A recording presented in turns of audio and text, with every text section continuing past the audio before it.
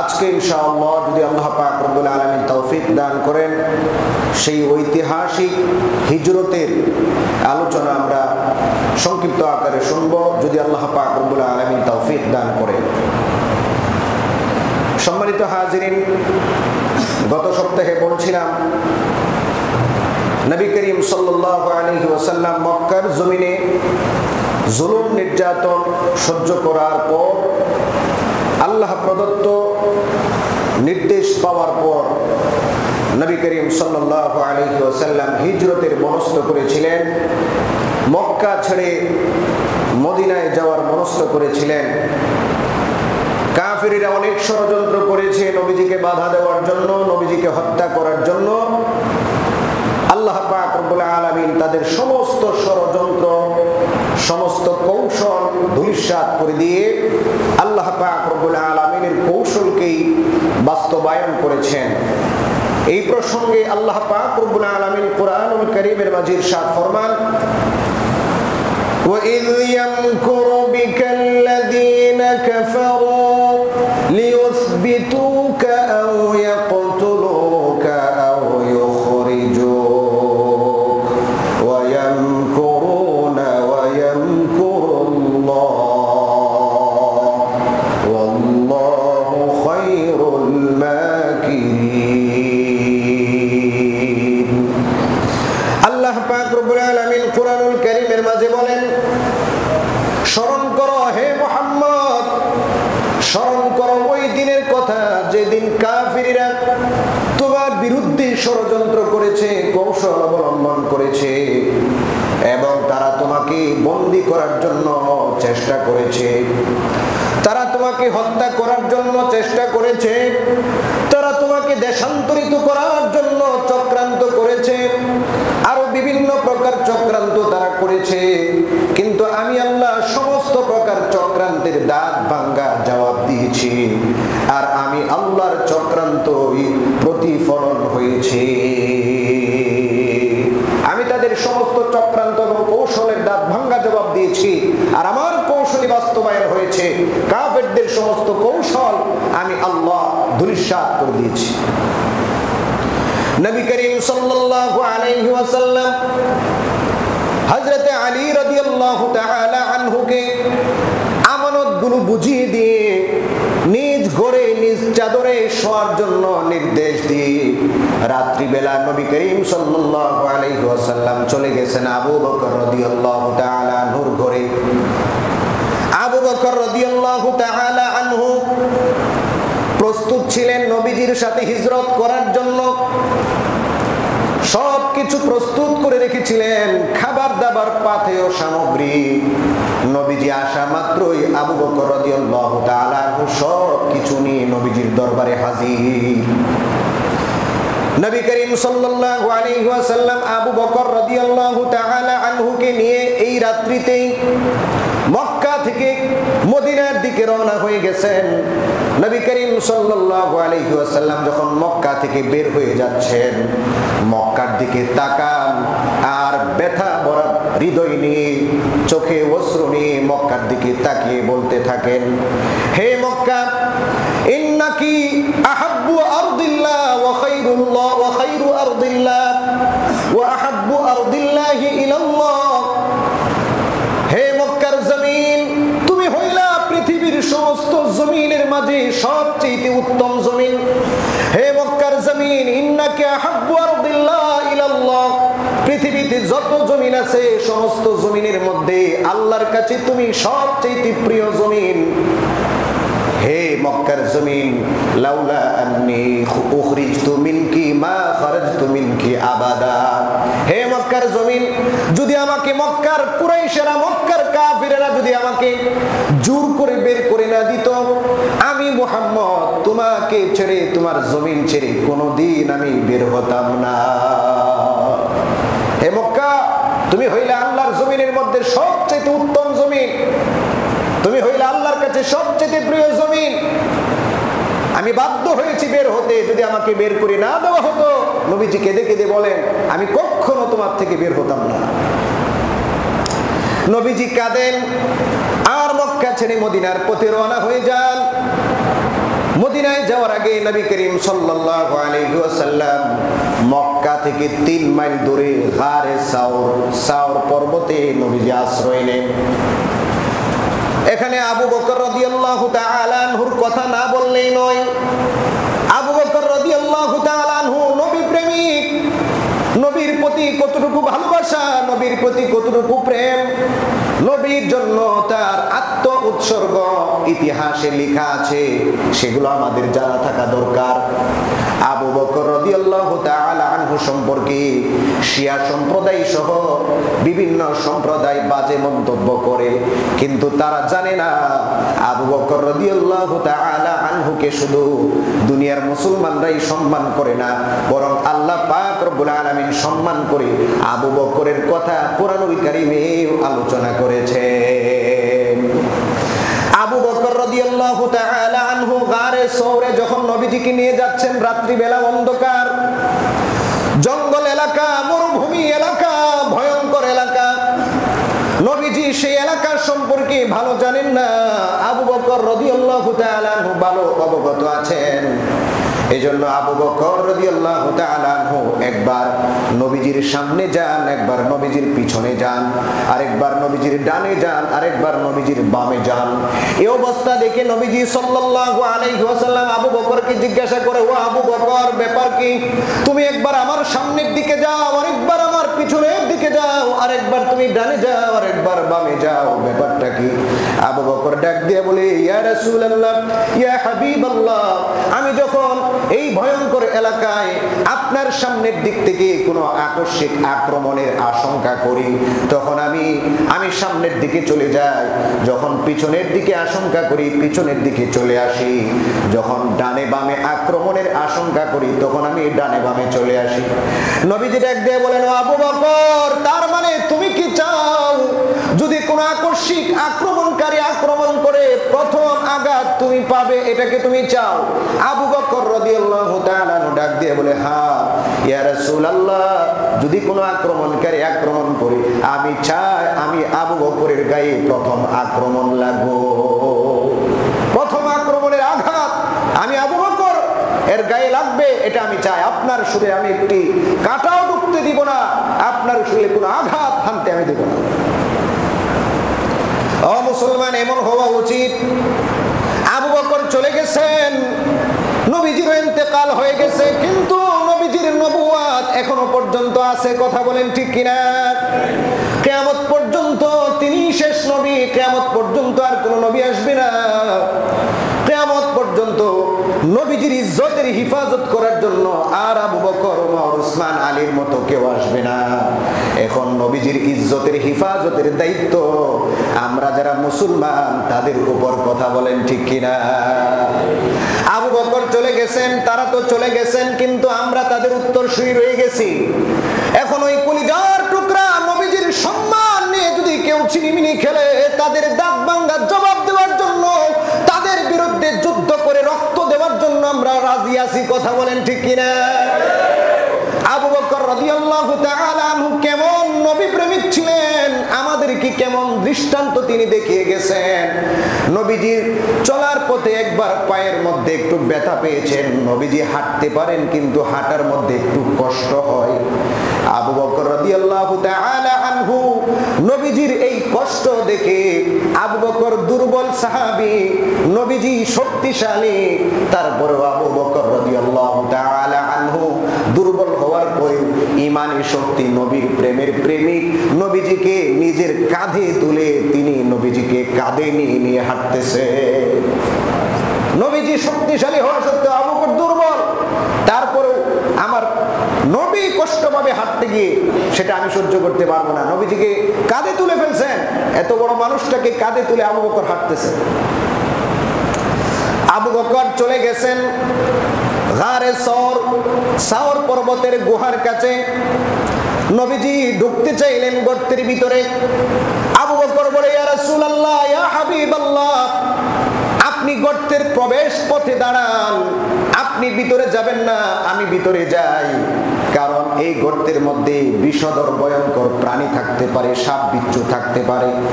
কাটলে আমি আবু বকরকে কাটো, আপনাকে যেন কোনো বিষধর প্রাণী কাটতে না পারে। আবু বকর রাদিয়াল্লাহু তাআলা আনহু গর্তের ভিতরে চলে গেছেন। রাত্রিবেলা গর্ত কিন্তু অন্ধকার। আবু বকর রাদিয়াল্লাহু তাআলা আনহু গর্তটাকে পরিষ্কার করলেন। পরিষ্কার করে হাতিয়ে হাতিয়ে স্পর্শ করে দেখলেন গর্তের ভিতরে ছোট ছোট গর্ত আছে। আবু বকর মনে মনে ভাবলেন, গুহার এই গর্তের ভিতরে সাপ থাকতে পারে, বিচ্ছু থাকতে পারে, ভয়ঙ্কর প্রাণী থাকতে পারে। যদি ভয়ঙ্কর প্রাণীরা নবীজিকে দংশন করে, তাহলে আমি আবু বকর আল্লাহর কাছে কি জবাব দিব? এই জন্য আবু বকরের গায়ে একটা চাদর ছিল। আবু বকর রাদিয়াল্লাহু তাআলা আনহু দাঁত দিয়ে কামড়িয়ে কামড়িয়ে হাতে ওই চাদরগুলোকে ছিঁড়ে ছিঁড়ে গর্তগুলোকে বন্ধ করে দিলেন। কিন্তু একটা গর্ত রয়ে গেল, চাদর শেষ, গর্ত বন্ধ করার মতো কিছুই নাই। আবু বকর রাদিয়াল্লাহু তাআলা আনহু নবীজিকে গর্তের ভিতরে ঢুকাইলেন। গুহার ভিতরে ঢুকিয়ে আবু বকর দুইটা পা লম্বা করে বসে গেলেন। আর যেই ছিদ্রটা, যেই গর্তটা বাকি রয়ে গেছিল, কাপড় দিয়ে বা অন্য কিছু দিয়ে ঢাকতে পারেন নাই, বন্ধ করতে পারেন নাই। আবু বকর তার নিজের পায়ের গোড়ালিটা ওই গর্তের ভিতরে ঢুকিয়ে দিয়েছে।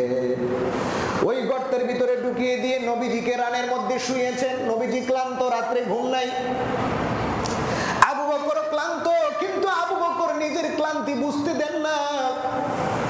নবীজি কলিজার টুকরা, নবীজি ঘুমাক, আমি নবীজিকে পাহারা দিব। আবু বকর রাদিয়াল্লাহু তাআলা আনহু রানের নরম গোশতের স্পর্শে আমার নবীজি ঘুমিয়ে পড়েন, ক্লান্ত শরীর নিয়ে ঘুমিয়ে পড়েন।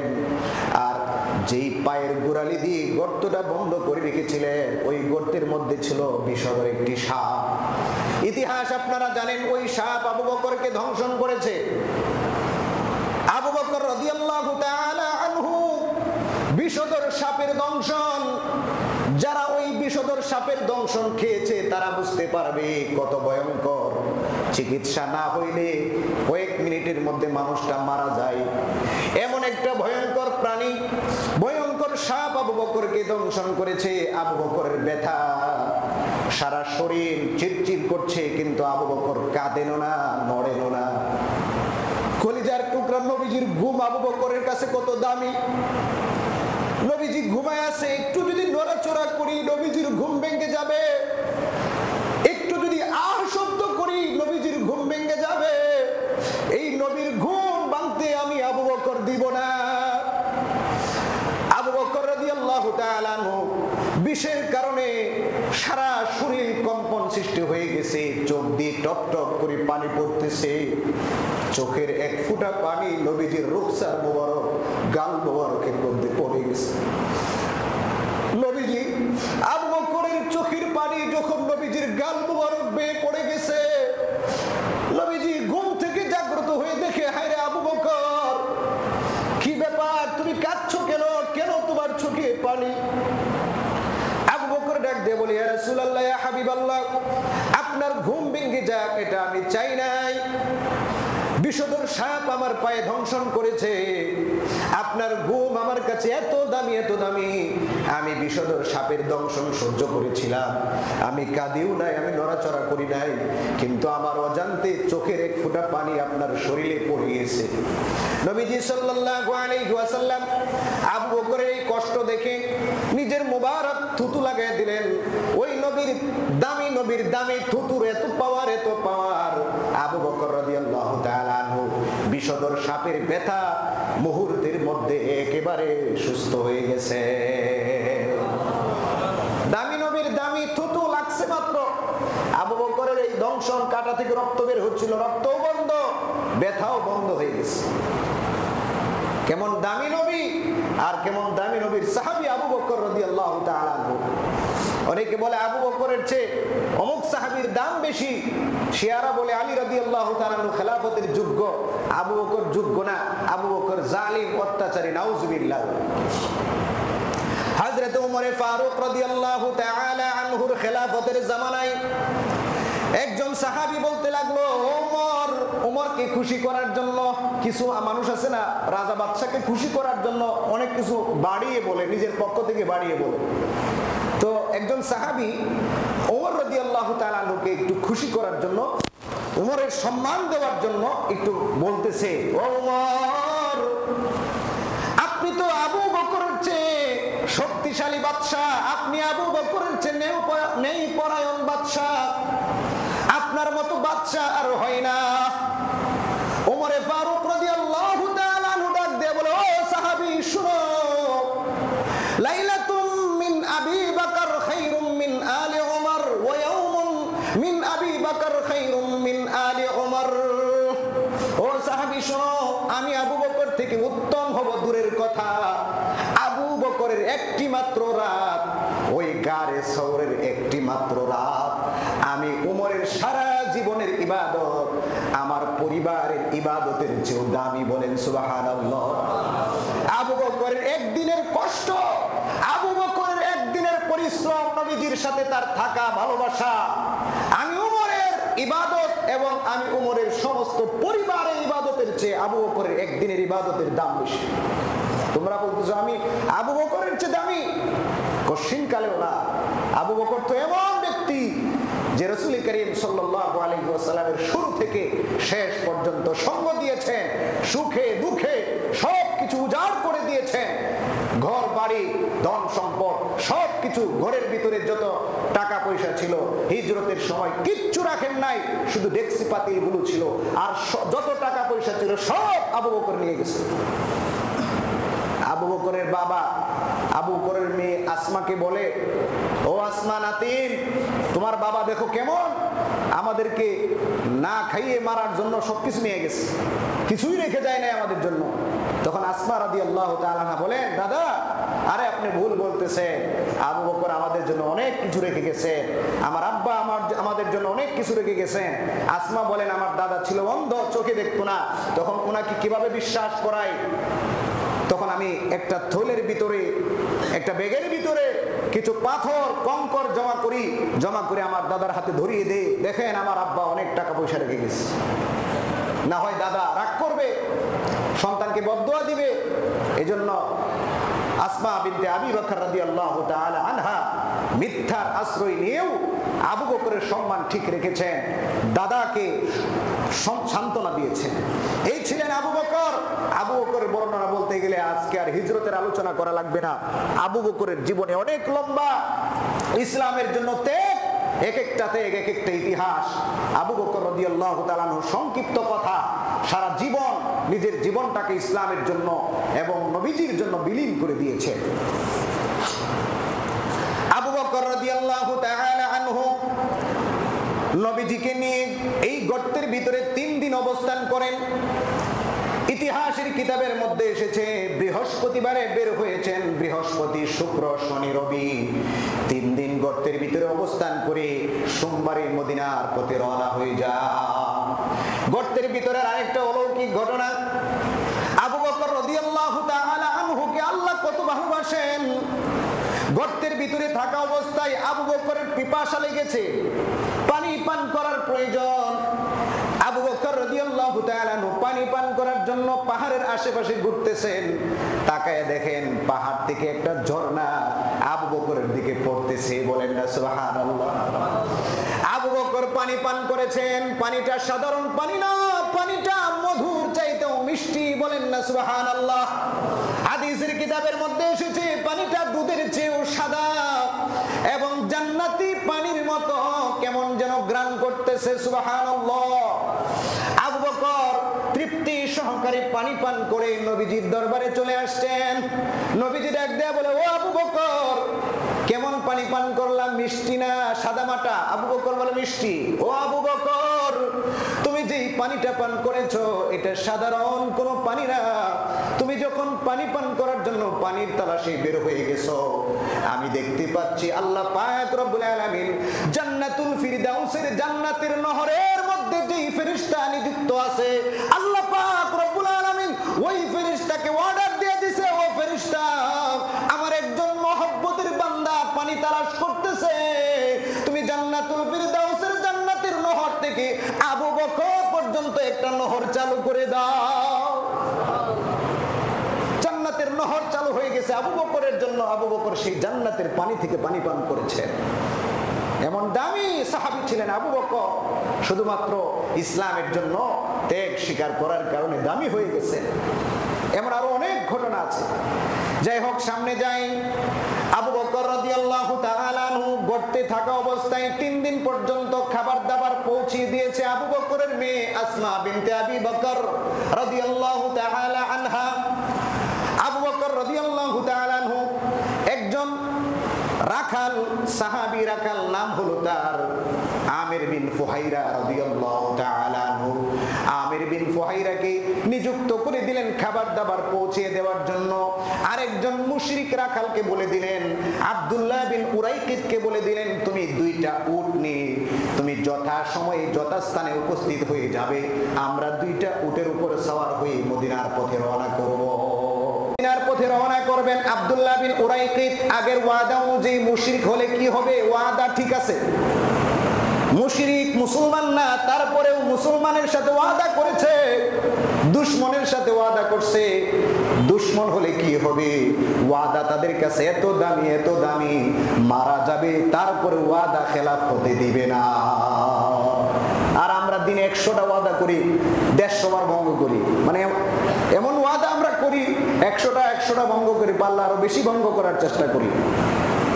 মুসলমান আব্দুল্লাহ বিন উরাইকিত যেদিন নবীজি গারে সাউর থেকে মদিনার পথে রওনা হবেন, যথাস্থানে যথাসময়ে 2টা উট নিয়ে উপস্থিত হয়ে গেছে।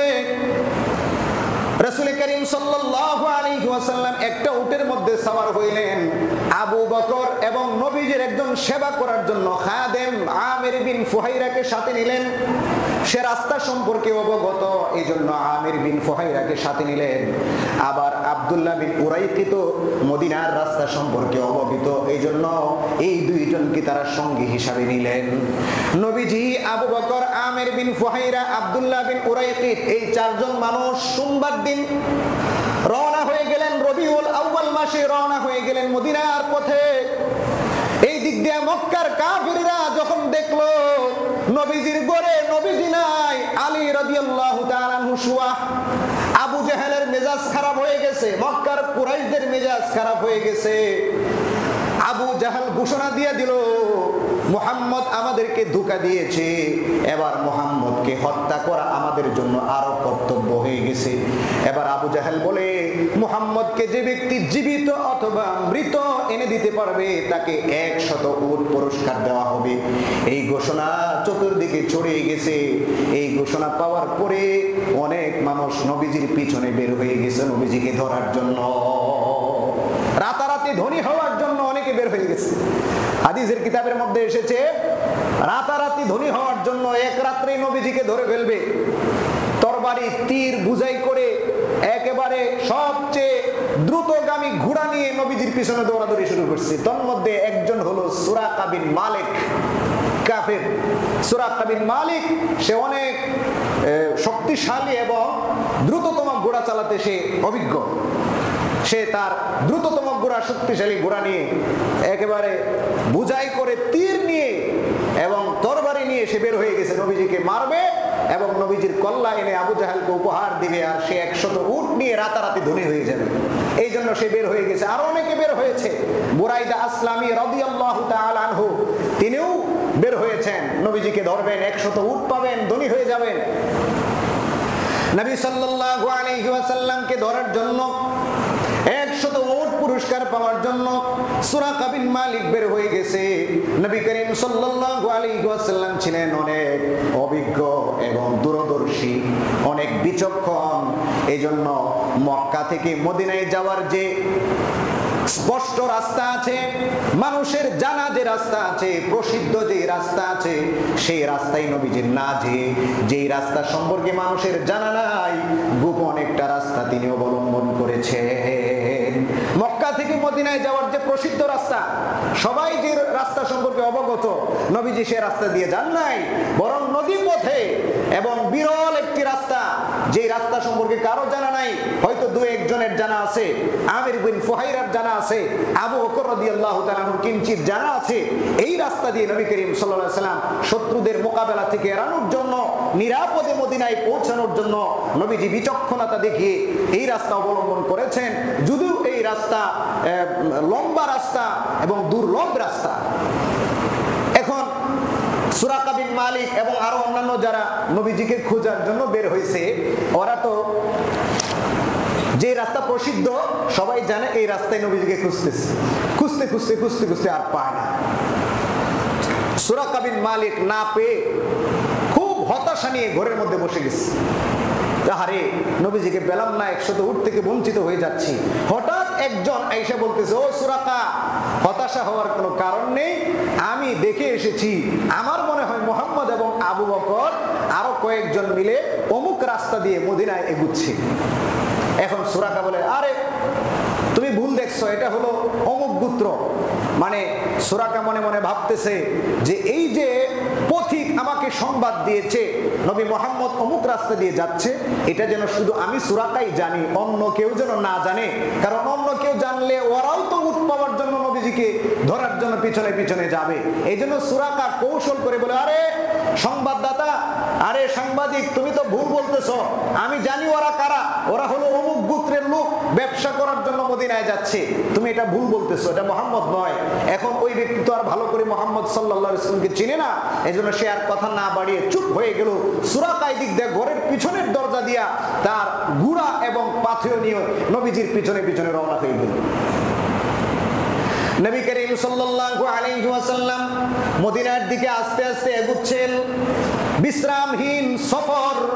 নবী করিম সাল্লাল্লাহু আলাইহি ওয়াসাল্লাম চাচ্ছিলেন যত তাড়াতাড়ি মদিনায় পৌঁছা যায় ততই আমরা নিরাপদ হয়ে যাব।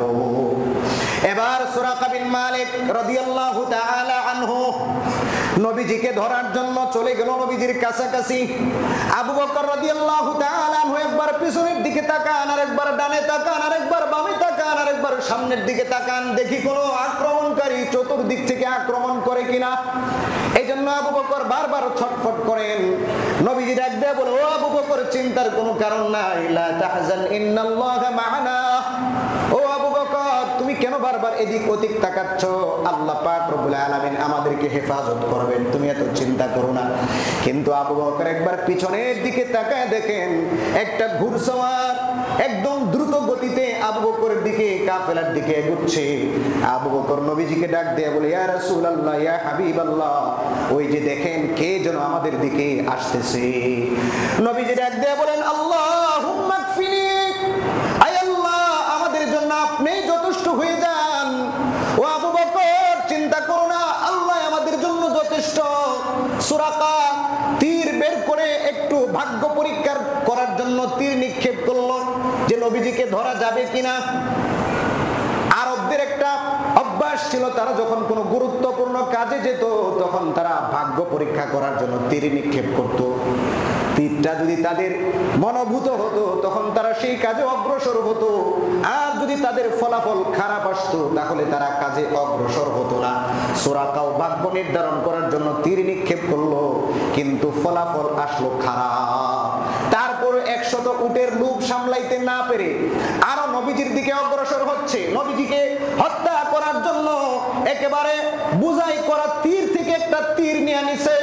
আল্লাহ পাক রব্বুল আলামিন তার নবীজিকে কুদরতি ভাবে হিফাজত করেছেন। ওই সুরাকার যে ঘোড়া ছিল, ওই সুরাকার ঘোড়ার দুইটা সামনের পা হাঁটু পর্যন্ত মাটির নিচে পুঁতে গেছে, আর সুরাকা ঘোড়ার পিঠ থেকে লাফিয়ে নিচে পড়ে গেছে। বলেন সুবহানাল্লাহ। এবার সুরাকা ভয় পেয়ে গেছে, কি ব্যাপার, ঘোড়া তো এইভাবে গেড়ে যাওয়ার কথা না, আমার ঘোড়া থেকে আমি কোনোদিন পড়ি নাই, আজকে কেন পড়ে গেলাম ভাবার বিষয়, আজকে কেন পড়ে গেলাম একটু চিন্তার বিষয়, কোনোদিন তো এইভাবে আমার ঘোড়া আমাকে ধোঁকা দেয় নাই। এবার সে আবার ভাগ্য নির্ধারণ করলো, ভাগ্য পরীক্ষা করলো তীরের মাধ্যমে, যেটাকে ইস্তিসকাম বিল আসলাম বলা হয় কোরআনের ভাষায়। তীর নিক্ষেপ করে ভাগ্য যাচাই করা। তো আবার সে ভাগ্য যাচাই করার জন্য তীর নিক্ষেপ করলো, ফলাফল তার বিপরীত আসলো। কিন্তু 100 উটের লোভ আর সামলাইতে না পেরে ঘোড়াকে ধমক দিয়ে উঠাইছে, উঠাইয়া আবার বলছে চল। আবার নবী নবীজির দিকে অগ্রসর হওয়ার চেষ্টা করেছে। আবার আল্লাহ পাক রব্বুল আলামিন কুদরতি ভাবে ঘোড়াকে হুচট খাইয়ে সুরাকাকে ঘোড়া থেকে নিক্ষেপ করে ফেলে দিয়েছেন, আর সুরাকার ঘোড়ার হাঁটু পর্যন্ত জমিনে পুঁতে গেছে। বলেন না সুবহানাল্লাহ। এবার সুরাকা বুঝতে পেরেছে আমি কার সাথে টক্কর লাগতে যাচ্ছি, এটা কোনো সাধারণ মানুষ না। আমি যাকে হত্যা করার জন্য এসেছি এটা কোনো সাধারণ মানুষ না। সে যে দাবি করতেছে আল্লাহর রাসূল, অবশ্যই সে আল্লাহর রাসূল। এবার সুরাকা ডাক দিয়ে বলে ইয়া রাসূলুল্লাহ, আগে বলতো হে মুহাম্মদ, এবার ডাক দিয়ে বলে ইয়া রাসূলুল্লাহ, হে আবু বকর, আমাকে তোমরা নিরাপত্তা দাও, আমি আর তোমাদেরকে হত্যা করব না। আমি বুঝতে পেরেছি মুহাম্মদ আল্লাহর রাসূল, আমাকে নিরাপত্তা দাও, আমি তোমাদের সাথে সাক্ষাতে কিছু কথা বলতে চাই, আমি তোমাদেরকে হত্যা করব না। আমি বিশ্বাস করে নিলাম মুহাম্মদ আরবি হলো আল্লাহ প্রদত্ত রাসূল। এবার সুরাকা নবীজির কাছে আসছে, আসার পরে নবীজি ডাক দিয়ে বলে ও সুরাকা তুমি কি চাও? নবীজি ডাক দিয়ে বলে ও সুরাকা তুমি কি চাও? সুরাকা বলে ইয়া রাসূলুল্লাহ, ইয়া হাবিবাল্লাহ, আমি এখন ইসলাম গ্রহণ করব না, আমাকে একটা নিরাপত্তা লিপি লিখে দেন, আমি মক্কায় ফিরে যাব। আপনারা এখানে আছেন, এই ঘটনা আমি কাউকে বলবো না।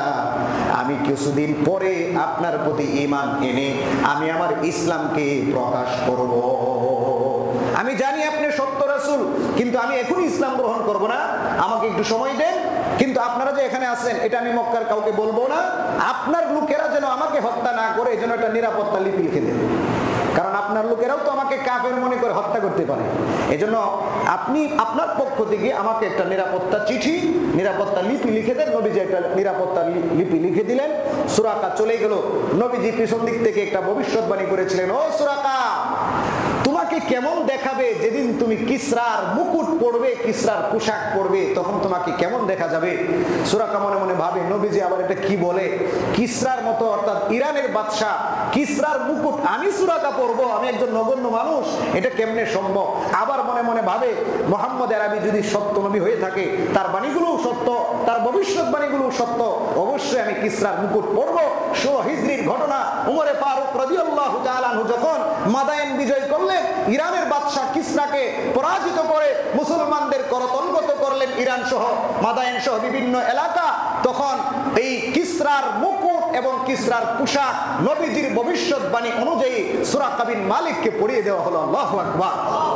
তখন সুরাকা বিন মালিক খুশি মনে বলে, অশ্রু তার চোখ দিয়ে টপ টপ করে অশ্রু ঝরতেছে যে নবী করিম সাল্লাল্লাহু আলাইহি ওয়াসাল্লাম আরো প্রায় 20-25 বছর 30 বছর আগে ভবিষ্যৎবাণী করেছিলেন, আর আজকে সেই ভবিষ্যৎবাণী বাস্তবায়িত হয়েছে।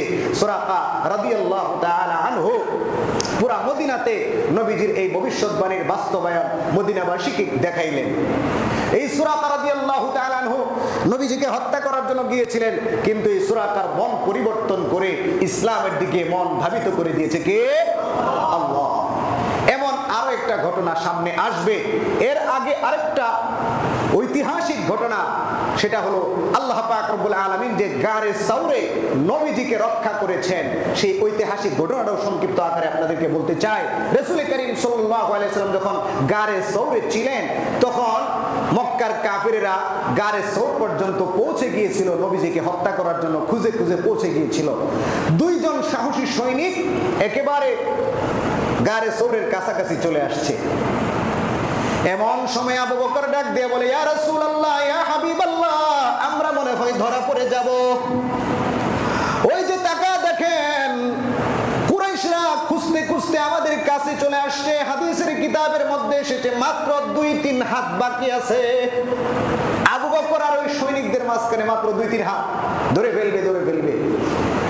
নবীজি ডাক দিয়ে বলে, ও আবু বকর, চিন্তা করো না, চিন্তা করো না, লা তাহজান ইন্নাল্লাহা মা'ানা, চিন্তার কোনো কারণ নাই, কারণ আল্লাহ কার সাথে আছেন? আমাদের সাথে আছেন। আল্লাহ পাক রব্বুল আলামিন কিভাবে নবীজিকে সহযোগিতা করেছেন? মাত্র 2-3 হাত কাছে চলে আসছে, মাত্র 2-3 হাত বাকি আছে, তারপরেও তারা দেখে নাই। কারণ কি? আল্লাহ পাক রব্বুল আলামিন কোরআনুল কারীমের মাঝে কারণটা উল্লেখ করে বলেন, সূরাতুত তাওবা 40 নম্বর আয়াত, ইল্লা তানসুরুহু ফাকাদ নাসারাহুল্লাহ। ও মক্কার কাফেরেরা, তোমরা যদি আমার দুষ্ট মুহাম্মদকে সহযোগিতা না করো, আমি আল্লাহ কিন্তু সহযোগিতা করেছি। ইয আখরাজাহুল্লাযীনা কাফারু, যখন কাফিররা তাকে মক্কা থেকে বের করে দিয়েছিল, থানিয়াসনাইনি, আমার দোস্ত দুইজনের একজন ছিলেন, ইয হুমা ফিল গারি, আর আবু বকর আর আমার দোস্ত গারে সৌরের মাঝে অবস্থান করছিলেন। ইয ইয়াকুলু লিসাহিবিহি লা তাহজান ইন্নাল্লাহা মা'ানা, স্মরণ করো ওই দিনের কথা যেদিন আমার দোস্ত মুহাম্মদ তার সঙ্গী আবু বকরকে বলেছিল, আবু বকর লা তাহজান ইন্নাল্লাহা মা'ানা, ভয় করার কোনো কারণ নাই, টেনশনের কোনো কারণ নাই, আল্লাহ পাক রব্বুল আলামিন আমাদের সাথে আছেন, বলেন সুবহানাল্লাহ।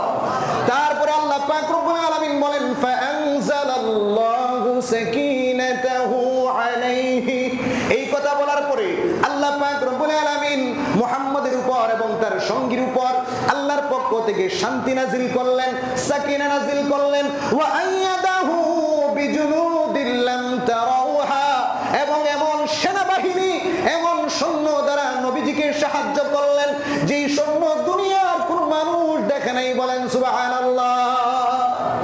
গারে সৌরের মধ্যে আল্লাহ পাক রব্বুল আলামিন তার দুস্থকে এমন সেনাবাহিনী দিয়ে সাহায্য করেছে যে সেনাবাহিনী পৃথিবীর কোন মানুষ দেখে নাই। ফেরেশতার মাধ্যমে সহযোগিতা করেছেন, আরো সহযোগিতা করেছেন। ইতিহাসের কিতাবের মধ্যে এসেছে আল্লাহ পাক রব্বুল আলামিন ওই পাহাড়ের একটা গাছকে বলেছেন, ও গাছ আমার হাবিবের দিকে তুমি ঝুঁকে যাও। গাছটা হাবিবের দিকে ঝুঁকে গেছে। কবুতরকে বললেন, মাকড়সাকে বললেন, ও মাকড়সা তুমি তোমার জাল বরণ করে ফেলো, যেন বোঝা যায় এটা আরো 20-25 বছর আগের গর্ত, এখানে কোনো মানুষ ঢুকে নাই। আর জোড়া কবুতরকে আল্লাহ পাক রব্বুল আলামিন বললেন, ও কবুতর এই মাকড়সার জালের উপর তুমি ডিম পারো, ডিম ছেড়ে দাও। মাকড়সার জালের উপর কবুতর ডিম ছেড়ে দিল। এবার ওই সেনাবাহিনীরা আইসা দেখে এই গর্তের মুখের মধ্যে, গর্তের প্রবেশ পত্রে ডিম ফুটানো এবং মাকড়সার জাল। এখন তার মনে মনে ভাবলো, আর এটা তো মুহাম্মদের জন্মের আগে থেকেই বন্ধ হয়ে আছে। মুহাম্মদ এখানে আশ্রয় নিবে দূরের কথা, মাকড়সার জাল দেখে মনে হচ্ছে মুহাম্মদের জন্মের আগে থেকেই এই গর্ত বন্ধ, এখানে কেউ ঢুকে নাই। এই কথা ভেবে তারা চলে গেছে। আল্লাহ এটাই বলছেন, ওয়া আইয়াদাহু বিজুনুদিন লাম তারাউহা, আল্লাহ পাক রব্বুল আলামিন এমন সেনাবাহিনী সৈন্য দ্বারা এই মুহাম্মদ আরবীকে সহযোগিতা করেছেন যেটা তারা বুঝতেও পারে নাই, টেরও পায় নাই, তারা দেখেও নাই। আল্লাহ পাক রব্বুল আলামিন বলেন, ওয়া জাআলা কালিমাতাল্লাযীনা কাফারুস সুফলা, কাফিরদের কথা, কাফিরদের কৌশলকে আল্লাহ ধূলিসাৎ করে দিয়েছেন। ওয়া কালিমাতুল্লাহি হিয়াল উলিয়া, আর আল্লাহর কৌশলকে আল্লাহ পাক রব্বুল আলামিন বাস্তবায়ন করেছেন। আল্লাহু আজিজুন হাকিম, আল্লাহ পাক রব্বুল আলামিন বলেন পরাক্রমশালী, প্রজ্ঞাময়। আল্লাহ পাক রব্বুল আলামিন তার যেই কৌশল ছিল, যেই মনস্থ ইচ্ছা ছিল সেটা বাস্তবায়ন করেছেন। কাফেরদের ইচ্ছাকে আল্লাহ পাক রব্বুল আলামিন ধূলিসাৎ করে দিয়েছেন। নবী করিম সাল্লাল্লাহু আলাইহি ওয়াসাল্লাম গারে সওর থেকে বের হয়ে 4 জন সঙ্গী নিয়ে মদিনার পথে রওনা হয়েছেন। সুরাকা বিন মালিক রাদিয়াল্লাহু তাআলা আনহু, যিনি পরবর্তীতে ইসলাম গ্রহণ করেছেন, তিনিও নবীজিকে হত্যা করার জন্য গিয়েছিলেন, কিন্তু নবীজির অলৌকিক ঘটনা আল্লাহ পাক রব্বুল আলামিনের কুদরত দেখে সে নবীজিকে সত্য নবী হিসেবে বিশ্বাস করেছে এবং পরবর্তীতে মুসলমান হয়েছে এবং সাহাবীদের মধ্যে একজন উল্লেখযোগ্য সাহাবী হয়েছে। তো সম্মানিত হাজরিন, এই নবী করিম সাল্লাল্লাহু আলাইহি ওয়াসাল্লাম ইসলামের জন্য মক্কা থেকে মদিনা পর্যন্ত হিজরত করেছেন। শত শত সাহাবায়ে কেরাম মক্কা থেকে মদিনায় হিজরত করেছেন। হিজরতের আলোচনা অনেক লম্বা, আজকে আলোচনা করে শেষ করা যাবে না।